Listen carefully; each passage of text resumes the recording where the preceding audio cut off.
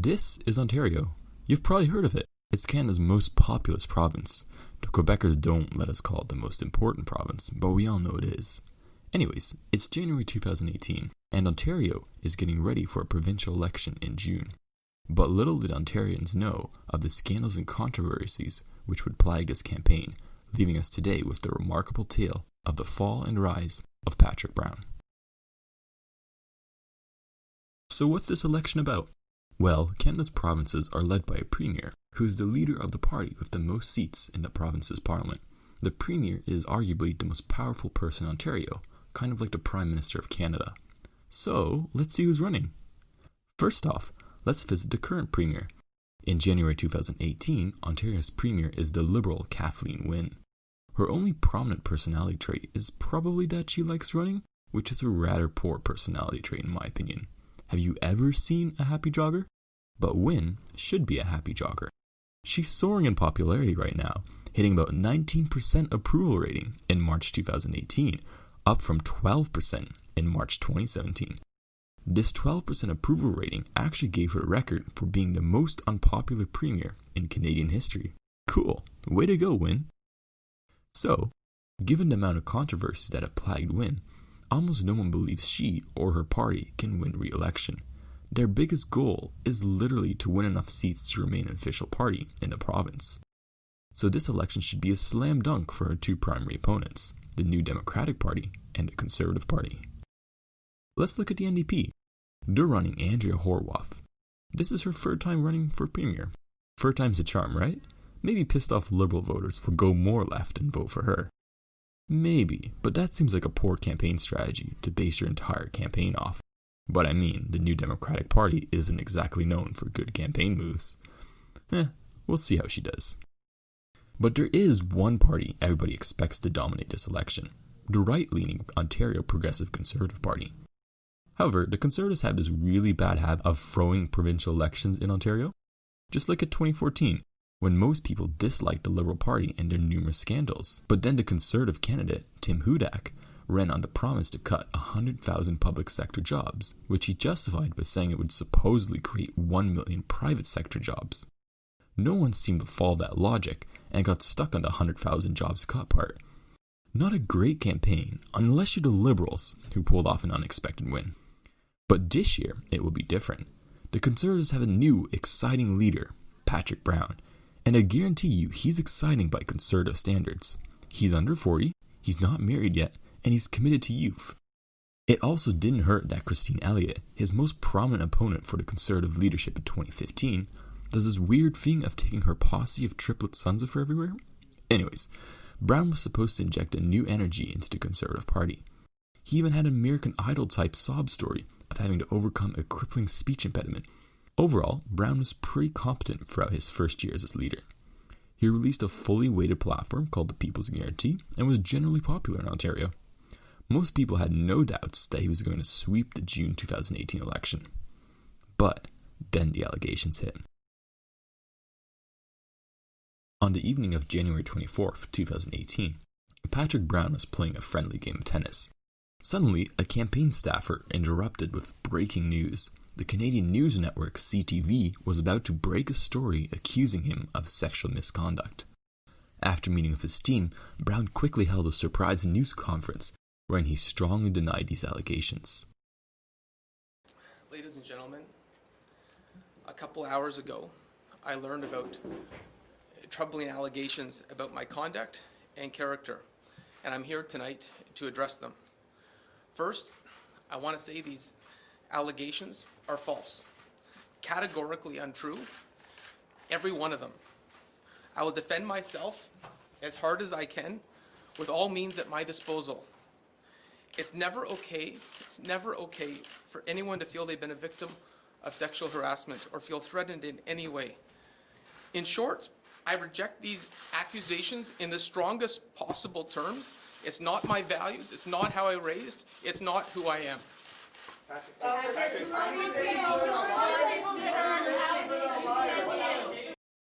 Man, he looked so distressed. I wonder what these allegations were. Well, we didn't have to wait long. Minutes after Brown's statement, CTV aired their story. In this story, two unnamed women accused Brown of sexual misconduct. Both of these incidents occurred years ago when Brown was a member of Parliament. The first was from a woman who claimed that when she was a 19-year-old high school student, Brown had bought her alcohol, invited her over to his house, and asked her to perform oral sex. The second allegation was from a university student working at his constituency office who claimed that at a party at Brown's house, he took her to his bedroom and kissed her repeatedly without her consent. In response to these allegations, Brown's senior campaign staff strongly advised he resign as PC party leader. Brown refused to do so, citing his innocence. In response, key staffers, including Brown's campaign manager, chief of staff, and deputy manager, all resigned. Then, finally, at around 1 a.m. the same night the allegations broke, Brown released a statement announcing that he was resigning as the leader of the Provincial Conservative Party and would therefore not run to become premier. In the course of just 6 hours, Patrick Brown went from being the odds-on choice to being elected for the most powerful role in Ontarian politics, to having his political career destroyed by sexual assault allegations. The question that was now on Ontario's mind was whether the Conservative Party could still win the upcoming election. They had gone from having a competent leader to not having a leader at all. But they were quick to fix that. The very next day, Vic Fideli was appointed as interim party leader. The Toronto Star used this amazing picture to announce this. He looks mildly infused, doesn't he? Anyways, the Conservatives also announced a new leadership contest to determine their candidate for provincial premier. This got off to a promising start on January 29th, when the first person to sign up was none other than Doug Ford, brother of the notorious Toronto mayor, Rob Ford. Doug set the tone for this campaign quite well by making this potentially life-changing announcement in a news conference set in his mom's basement. Yeah, this is true. Several other candidates also announced their candidacy, including the aforementioned bearer of triplets Christine Elliott and Carolyn Mulroney, daughter of former Canadian Prime Minister Brian Mulroney. So far, an interesting bunch of characters. The Conservative Party really seemed to have gotten over Patrick real quick. But Patrick didn't get over them that quick. While the Conservatives had been moving on, Patrick Brown had fled to his hometown of Barrie. He had been publicly humiliated, his career was ruined, and practically all of his political friends had abandoned him. He spent about a week hiding out there in Barrie. But Brown was not going to disappear. He wasn't going to become a footnote in Ontario's political history. He was going to come back and fight to clear his name. So, in early February, about 2 weeks after he resigned, Brown began publicly criticizing CTV for their bad reporting, pointing out numerous discrepancies in the allegations they reported. He also continued to claim his innocence from the allegations, claiming that there was no evidence. Finally, on the 15th of February, he even announced he was going to sue CTV News for defamation, a lawsuit which he later filed for $8 million. It's still ongoing. Let me editorialize here for a bit. To date, there has been no charges ever laid against Patrick Brown for any sexual assault. Additionally, no evidence ever emerged supporting these allegations. I do think this is powerful. In the lack of any definitive evidence or charges, I cannot say in good conscience that Brown is guilty of these crimes. As Brown has repeatedly said, CTV should have had better judgment in reporting on these allegations. But I also don't think he's exactly not guilty. Brown did demonstrate a lot of behavior which does seem to be a series of poor choices, such as holding parties at his private house with young employees present. This seems especially poor considering he was these girls' boss at the time, or at least an authority figure. Brown, even if innocent of these sexual assault charges, should have known better to not put himself and others in such situations. And this is all ignoring the unconfirmed rumors that Brown is a somewhat notorious womanizer that had been floated around for years. Regardless, in addition to the Patrick Brown is innocent narrative, a second narrative was also emerging. Some were looking at how quickly the Conservative Party had decided to dump Brown and smelled a conspiracy. Perhaps the Conservatives had manufactured this controversy to get rid of Brown. As it emerged in interviews with Patrick Brown, the party acted in an extremely sketchy manner when dealing with Brown. Remember Brown's trusted campaign staff who all resigned? Well, they blindsided Patrick with their resignations. Listen here. So you felt like you had the support of your campaign team I and felt your so advisors? at the time. And you're saying they advised you to hold a press conference? Yes, So you did that? I did.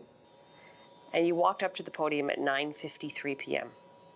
were you aware that the very minute you started speaking, a tweet would be sent out from your senior campaign staff with their resignation? No. I found out when I got back to my apartment. I thought they were going to be waiting for me outside of the press conference. But it's very disappointing when people that you trust abandon you. But I don't want to. There's no point of harboring on that now. It was obviously things fell apart that night, and the people that I trusted that would be prepared for that moment obviously weren't. But even worse was Patrick's resignation as party leader. Listen to Patrick's own account of it. But when you left the podium, the plan was still to fight. So what changed between that point and your resignation in the early morning hours? The world came crashing down. When the news that senior staff had quit, then caucus started to demand a resignation, and it just snowballed from there to the point, I was thrown under the bus pretty quickly. By your own team is what you're saying. Is that what you're saying? It was politically expedient at the time. Didn't matter about the allegations, didn't matter about the truth. It was politically expedient at the time to throw me under the bus. There was a series of conference calls that night among caucus members, correct? Mm-hmm. And you listened in on them. Yeah, my communication director called in halfway through, and we listened in for a few minutes. Then I spoke and said that I would always do what's right for the PC party. I love the PC party. I've been a member since I was 14, and I would do what's right for the party, but I didn't want to resign. I wanted a chance to meet with caucus in person to refute these allegations, and then together make a decision on how to go forward. So you say you want to fight the allegations.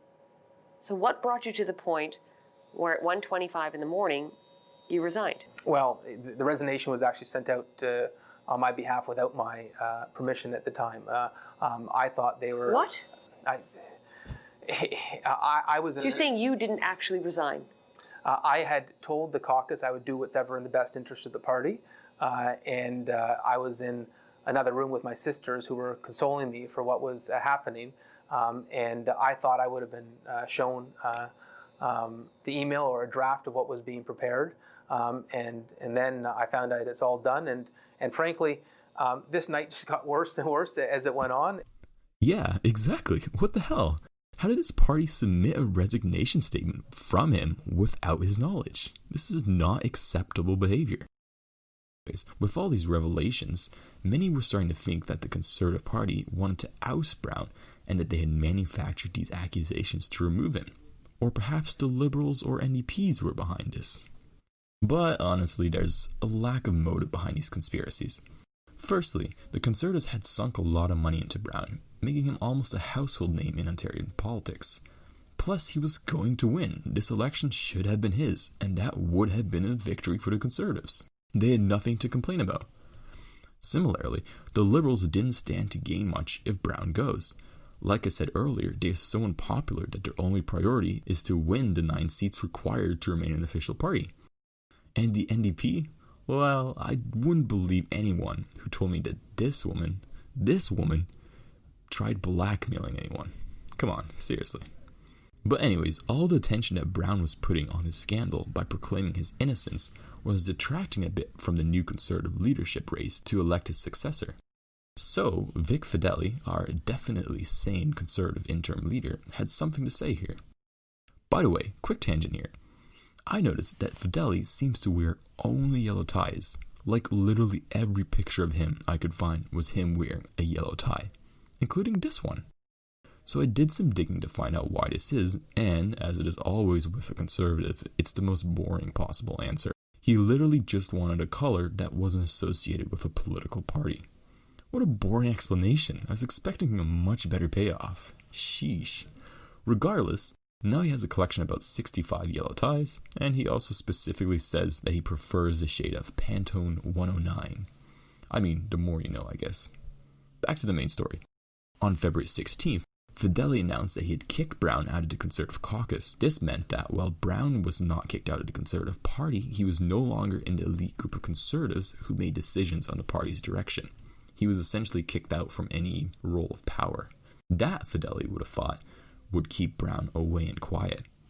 After all, there were much bigger things on Vic's mind, specifically the leadership race, whose deadline is, coincidentally, tonight. So, at midnight on the 16th, I imagine Fideli just reading the list of candidates. Everyone seems to be there. Doug Ford, Christine Elliott, Tanya Allen, Carolyn Mulroney, and Patrick Brown. Wait, what? Why is he here? Is he still running for the Conservative Party leadership? Didn't the Conservatives resign him as their party leader only a few weeks ago? Is this not literally an election to replace Brown's vacancy? This is all true, but 1 hour before the deadline to declare a candidacy, Patrick Brown actually paid the $100,000 application fee and re-entered the race to become the leader of the Provincial Conservative Party, arguing that he thought his name was now cleared. The Conservative Party was realizing that Patrick Brown was simply not someone who was going to go away quietly. From now on, the interesting part of the 2018 provincial election isn't the actual election race. I mean, here, I'll just give it away.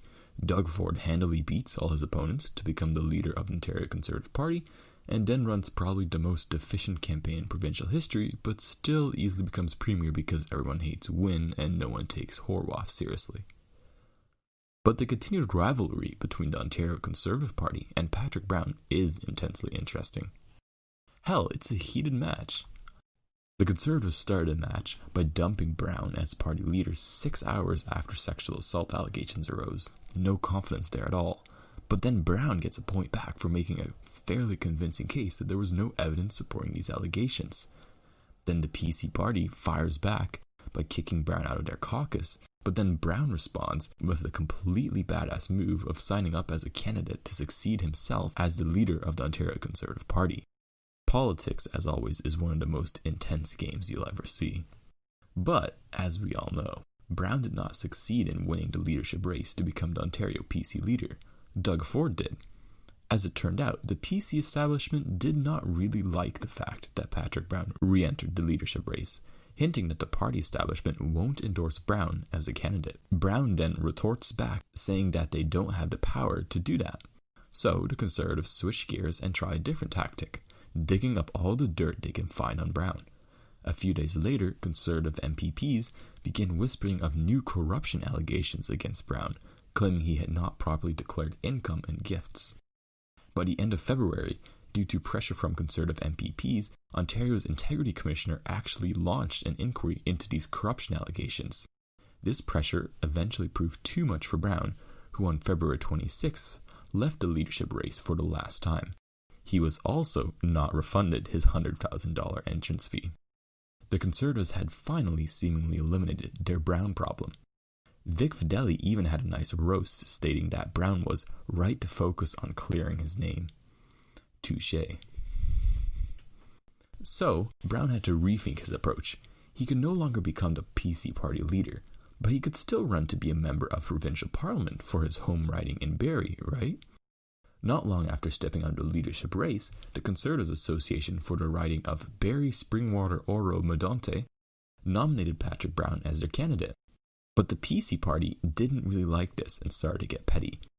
On March 15th, the Provincial PC Nominations Committee announced that they had reached a unanimous decision to officially prohibit Patrick Brown from running as a Conservative candidate in the upcoming election in any riding. This finally seemed to defeat Patrick. He even announced on Twitter that he would not be running as an independent candidate and would leave provincial politics.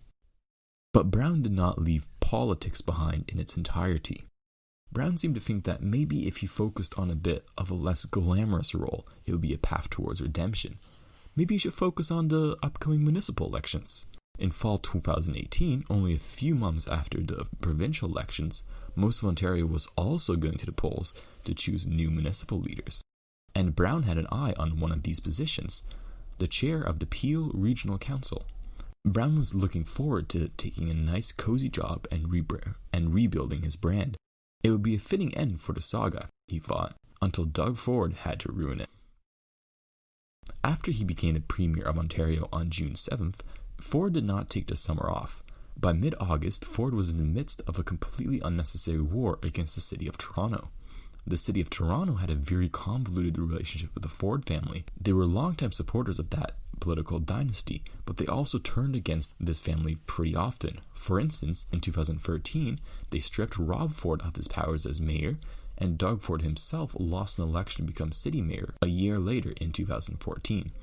So, once Doug Ford got in power, he began floating the idea of slashing the size of the Toronto City Council in half, literally halving the amount of city councillors from 47 to 22. He even called the act the Better Local Government Act, which is kind of funny.